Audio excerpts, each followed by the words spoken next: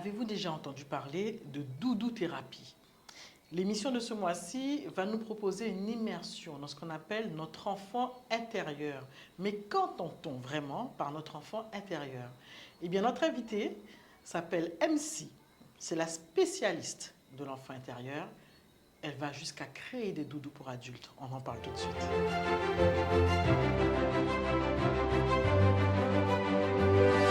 MC, bonjour.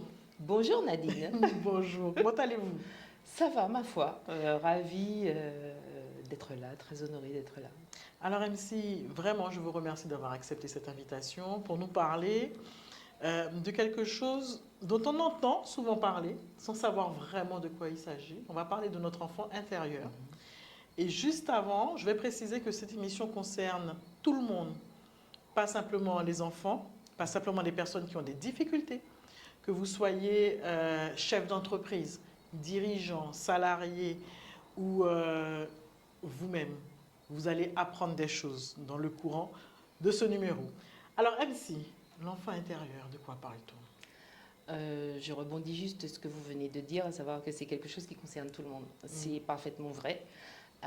Parce qu'en fait, alors l'enfant intérieur, ce n'est pas quelqu'un de physique, c'est une métaphore, en fait, c'est une représentation émotionnelle du petit enfant que tout le monde a été, donc effectivement ça concerne tout le monde, et qui a enregistré en fait toute sa joie, ses émotions, ses frustrations aussi, parfois ses blessures. Bref, c'est un peu comme si c'était une bibliothèque de souvenirs vivants que tout le monde transporte à l'intérieur de lui. Et pourquoi faut-il aller chercher l'enfant? Pourquoi est-ce qu'on ne peut pas faire le même travail avec l'adulte que nous sommes aujourd'hui? Parce qu'on s'est aperçu, alors le terme d'enfant intérieur, c'est un terme qu'on a découvert il y a quelques années. Et en fait, on s'est aperçu que tout ce que cet enfant n'a pas pu vivre ou évacuer comme émotion désagréable, en fait, reste là et il met en place des masques pour continuer à se faire aimer de son entourage, parce que pour lui, être aimé, pour un petit enfant vulnérable, être aimé, c'est une question de survie. Oui. Donc il met vraiment en place des automatismes qu'on appelle des masques pour continuer à se faire aimer, protéger, rester en sécurité dans son environnement. Et ces masques, il les intègre tellement comme si c'est lui, comme s'ils font partie de sa personnalité, qu'en fait il grandit avec. Et l'adulte, une fois responsable, performant, très adapté à son environnement, ne se rend pas souvent compte que certaines de ses réactions ou certaines choses qu'il vit, qu'il considère comme des échecs, sont dues en fait à ces émotions qui n'ont pas été, à l'époque, reconnues, apaisées, légitimées, et voilà. Alors on dit qu'on passe une vie entière finalement à régler ses comptes avec son enfance. Est-ce que ça veut dire qu'on charrie tous avec nous, vous l'avez dit, hein, des joies, des choses positives et des beaux souvenirs, mais également des blessures? Oui. Il faut vraiment aller chercher ces blessures-là et travailler dessus? Alors la manière d'aller chercher et de travailler sur les blessures dépend des thérapies envisagées et effectuées. Moi, je suis plus pour la manière douce.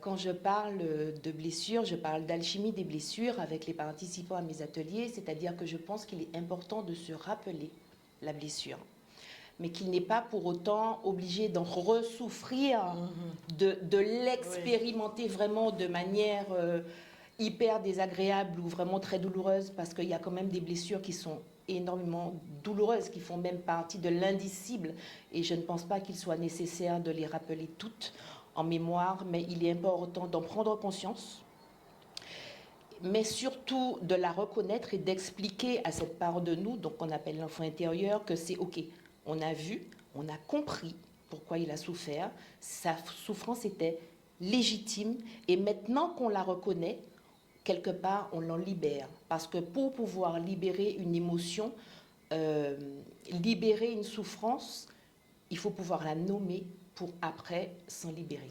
Est-ce que cela signifie que participer à vos ateliers, par exemple, ou d'autres, hein, travailler en tout cas sur son enfant intérieur, cela peut venir en complément d'un travail qu'on fait en psychologie, en psychothérapie? Oui, tout à fait. Pour moi, c'est... Pour moi, c'est complémentaire. C'est une des manières d'en savoir plus sur soi. C'est une des manières de comprendre nos réactions. Parfois, nous sommes conscients. Moi, je suis consciente d'avoir des réactions un petit peu exagérées. Et en fait, de m'intéresser à ce concept d'enfant intérieur, ça m'a permis de pouvoir me poser, de prendre du recul par rapport à cette réaction, par rapport à cette émotion que j'éprouve, et de me dire, ok, ouais, mais en vrai, bon, tu sais que tu as un peu exagéré, oui, mais bon, est-ce que tu sais pourquoi? Ouais, c'est vrai que ouais, moi j'aurais bien voulu aller à la soirée là, avec tous les collègues, ils m'ont pas invité, mais en fait, ça me rappelle, quand j'étais petite, tout le monde et toute la classe était allée à l'anniversaire de Kevin, et puis moi, j'étais pas allée, quoi. Bon, ok, d'accord. Donc maintenant que tu l'as dit, on est d'accord que finalement, c'est pas si grave que ça. En fait, il y a une espèce de dialogue qui s'installe entre moi, l'adulte, ma petite part enfantine qui parfois peut être frustrée, blessée, et aussi l'autre partie de l'adulte que je suis qui devient un parent. Un parent bienveillant, un parent à l'écoute, qui permet à cette part enfantine de s'exprimer pendant que la part du parent la console, la légitime, et finalement on lui explique que tout ça c'est pas grave parce qu'entre-temps on a grandi et que tout va bien se passer. Alors justement, est-ce qu'on est très éloigné en tant qu'adulte? Est-ce qu'on est très éloigné de l'enfant qu'on était? Ça dépend, on est forcément, la plupart d'entre nous je dirais, un peu éloignés parce que la société, le conformisme, fait qu'au fur et à mesure, on s'oublie complètement. Ouais. On s'oublie complètement et parfois, c'est vraiment au hasard d'une rencontre, au hasard d'un arc-en-ciel, au hasard d'une peluche, qu'on se dit « Ah, mais tiens, mais j'aimais bien ça. Ah, j'avais oublié. Ah, mais je me rappelle, j'avais un protège-cahier de telle couleur parce que j'aimais bien cette couleur-là. » Et c'est comme ça, en fait, que de manière vraiment imperceptible, de manière subtile, les souvenirs peuvent remonter et finalement, de fil en aiguille, nous ramener à des choses parfois très, très agréables, parfois un peu moins. Oui. Et à ce moment-là, il est bien de se faire accompagner. Alors justement, Marie-Claude, oups. Oui, non, mais c'est pas grave parce qu'en fait, Marie-Claude, c'est mon prénom. Mais moi j'aime bien m'appeler MC parce que il y a plus de peps et surtout honnêtement ça m'agaçait un peu qu'on m'appelle Marie-Chantal, Marie-Claire, Marie-Claire. Alors MC. Voilà. Comme ça MC personne ne se trompe. Justement MC, nous sommes dans une période post-Covid où on voit qu'il y a de plus en plus de personnes qui ne se sentent plus alignées avec ce qu'elles font dans le domaine professionnel, qui cherchent des reconversions, qui veulent faire autre chose mais qui ne savent pas toujours quoi. Qui ne savent pas toujours où se trouve leur zone de génie, ce qu'elles aiment faire. Est-ce que travailler sur l'enfant intérieur, ça peut aider à ça?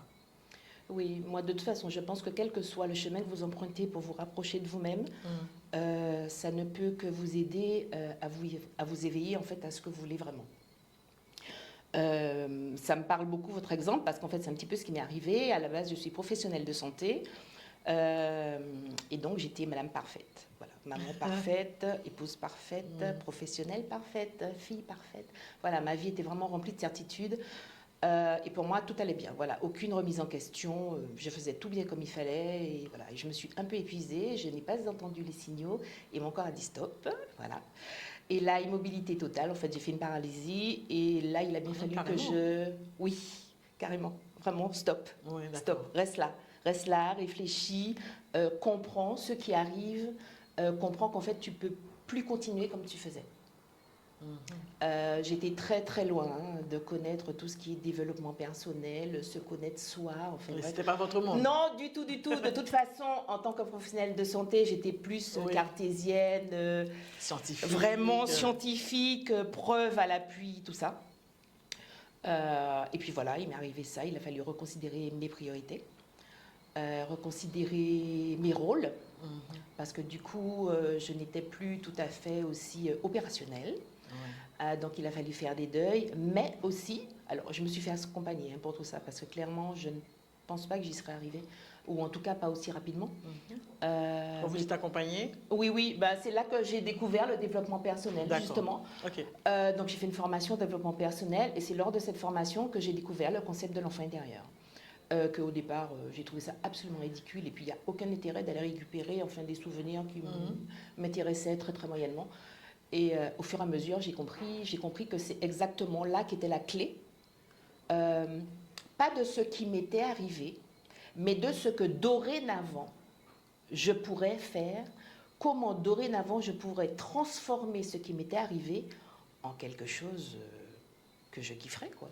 Et qui me ressemblerait surtout. Donc en fait, on voit qu'on se retrouve là, pas très loin de ce qu'on apprend notamment en coaching, c'est-à-dire que on n'est pas forcément sur le pourquoi, mais sur le comment maintenant faire avec. Oui.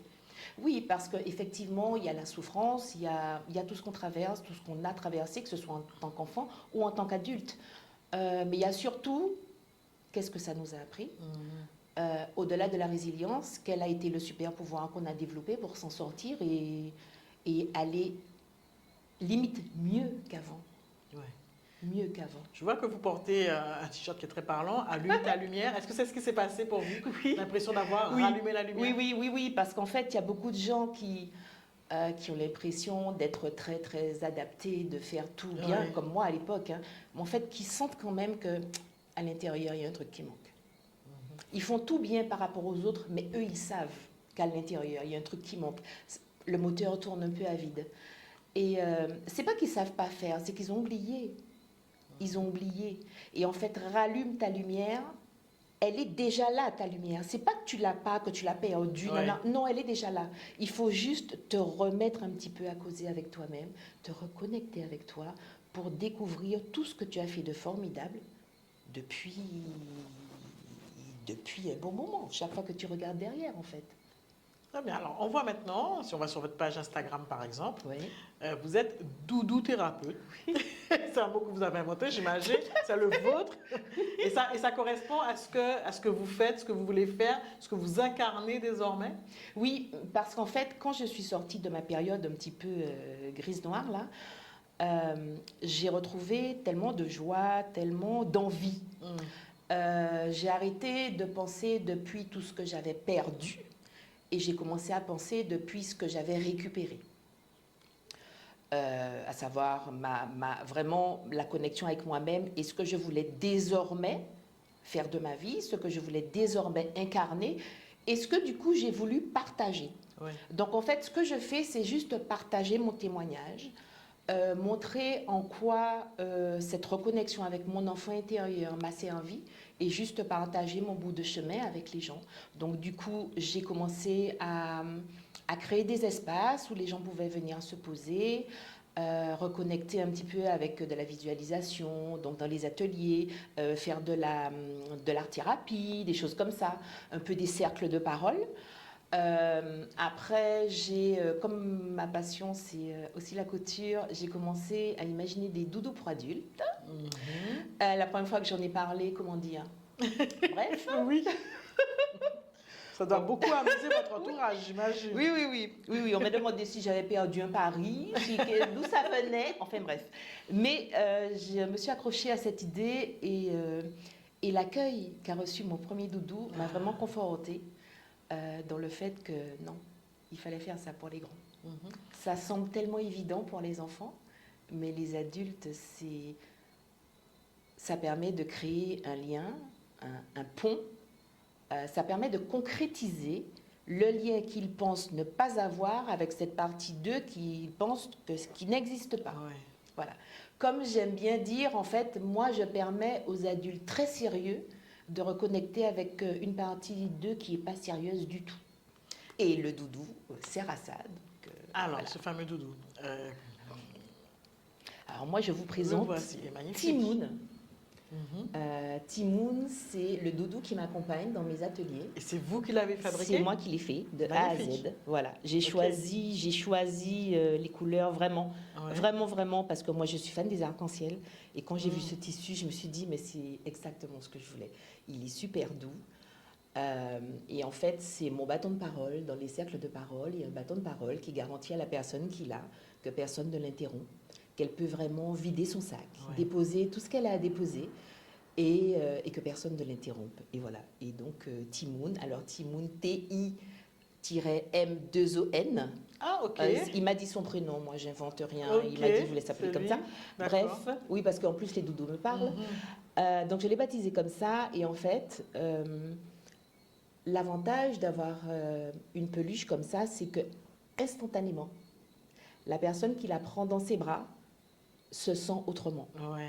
Se sent autrement. Il est assez grand vraiment pour que la personne puisse le prendre comme ça sur son cœur.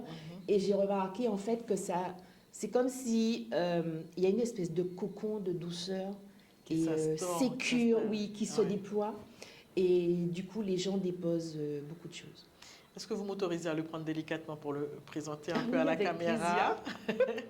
Merci Timoun, bienvenue. Donc je vous le présente, il est là. Et du coup, MC, comment se passe un atelier avec vous?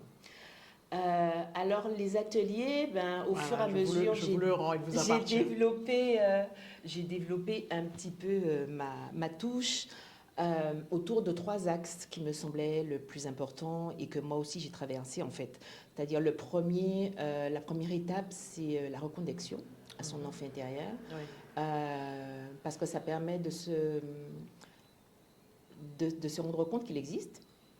Parce que ce n'est pas une notion. Enfin, moi, avant de commencer le développement personnel, j'ignorais complètement que ça existait. D'accord. Donc, d'abord, se rendre compte que ça existe. Donc, reconnexion avec son enfant intérieur, avec des visualisations, pour pouvoir ressentir, apprécier, reconnaître un petit peu cette partie de soi qu'on a souvent cachée parce que ça se fait pas d'être spontané, ça se fait pas de rigoler comme ça. Enfin voilà, la société nous apprend quand même pas mal de règles de bienséance qui a priori se doivent d'être respectées.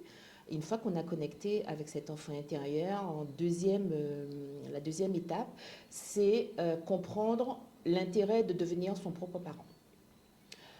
Et comprendre qu'en fait, ce que nos parents ont fait, ils ont fait en général de leur mieux, avec leurs propres blessures, leurs propres schémas, et qu'on ne peut pas les tenir responsables toute notre vie pour ce dont on a l'impression d'être frustré.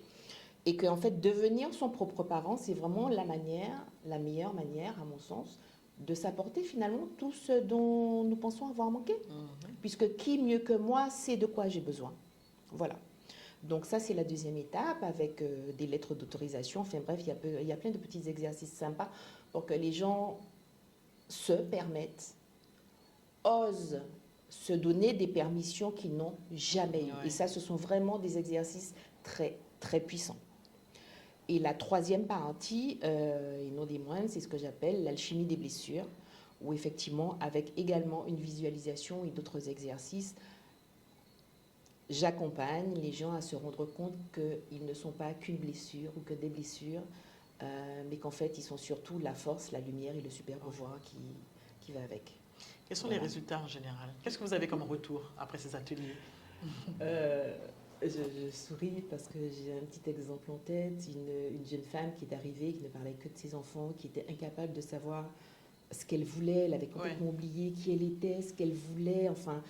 Toute sa vie tournait autour de ses enfants et de ses obligations, enfin bref, de sa vie de mère.